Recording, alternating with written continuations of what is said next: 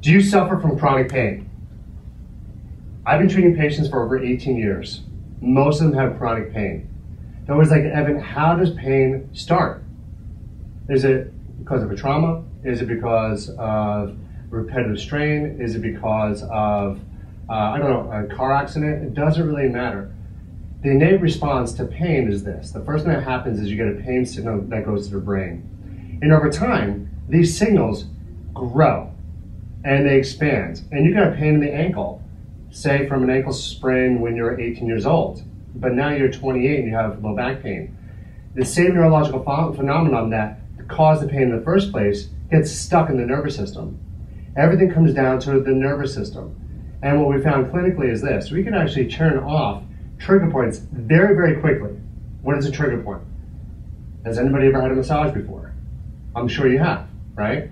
If you had a massage, if somebody comes into your back and they touch the upper traps, the muscles up top, typically everybody's very, very tight up there, correct? That's called a trigger point. Anytime you find something that's very tender, that's a trigger point. Now, why do trigger points occur? Why does joint pain occur, right? The question I always ask my patients is this. What moves joint? Muscle. What moves muscle? Nerve, all right? Now, what moves the nerves? The central nervous system. So if we look at this paradigm here, this is a pyramid that I created several years ago. However, there's a change in here. Initially, I talked about the nervous system being the primary cause of most pathological pain and movement pattern dysfunctions. In school, what we learn about is biomechanics. In physical therapy school, athletic training school, chiropractic school, you typically start with the biomechanics, maybe some of the nervous system. Acupuncturists don't look at biomechanics, don't look at the nervous system, they don't look at movement patterns except for yoga, tai chi, qigong, etc. However, in PT school, this is what we focused on. We looked at a joint-based system. And if we're only looking at the joints, we're missing the big picture, right? Because joints are moved by muscle and muscles move by nerve, right? So why does pain persist over a long period of time? It's because we have faulty neurological input going to specific areas in the body. Like, for example, if I have low back pain, and low back pain compresses the nerve root, you're going to have something called radicular symptoms down your leg. Now, what if you have pain along the same pathway, neurological pathway, like, for example, the ankle sprain I said, on the outside part of your ankle, right? That nerve root is S1 nerve root. Well, what if you have pain around the S1 area to touch?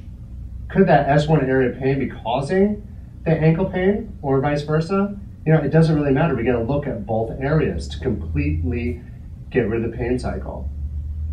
Now then I took it one step further. I started studying movement patterns. Now, why are movement patterns important? Movement patterns are very important because if I have something that's causing repetitive strain over time, like a faulty pattern when I bend forward, my back arches versus rolls forward, I'm going to create pathological patterns and stress in specific areas of the body. An example I always give is this. Pretend like your body is a suspension bridge, and every 10 feet you have a hinge joint.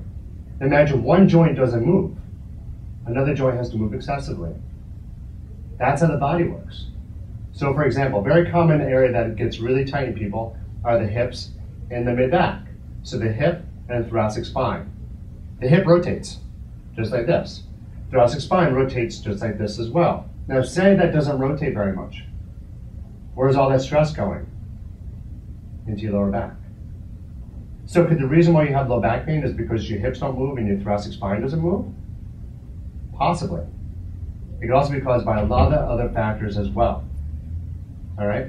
So movement patterns are very important because if we understand movement patterns, we can improve the movement patterns and decompress the body.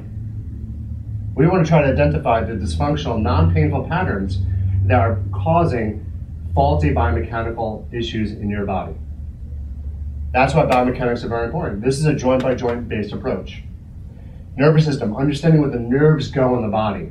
Very important because a trigger point is caused by dysfunction of the nervous system. A physician from Canada found, his name is Dr. Gunn, that it creates supersensitivity. So if you have a nerve that's compressed along the spine or anywhere along the channel that the nerve traverses, it's going to create trigger points, also known as supersensitivity someplace else in the chain. Now let's take it one step further. There's something called the cranial dural system, and this is something I found recently that has helped my patients tremendously. we could actually release the cranium, which is the brain, the skull, the dura, which is basically the saran wrap that surrounds all the nerves in the body, right? If there gets any restriction, if there's a restriction in any of that dural component, it's going to create what I call a wedgie phenomenon. I'm sure you've had a wedgie before, right? Where somebody grabs your underwear and pulls up, right? You're not going to feel it where the hand is. You're going to feel it like down there, right? Same thing happens in the dural system. Now imagine this. If every nerve in your body is surrounded by this connective saran wrap, right? And you have a tightness in there, it's going to create a wedgie phenomenon someplace else in the chain. It could be a wedgie phenomenon up around the cervical spine causing ankle pain, or back pain, or hip pain, or neck pain. It doesn't matter where it's coming from. All that matters is that we have to go in an area and release it.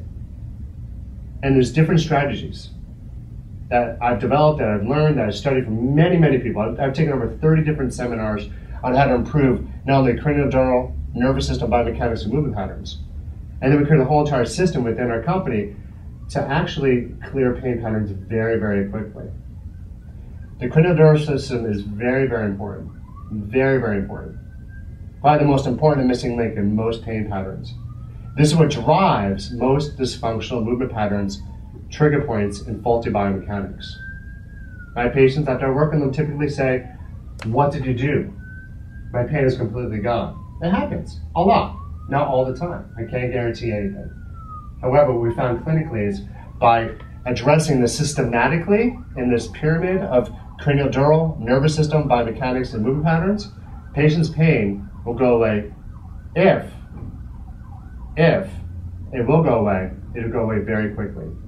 And our goal, every patient that comes in our clinic has at least a 50% reduction in symptoms on the first visit.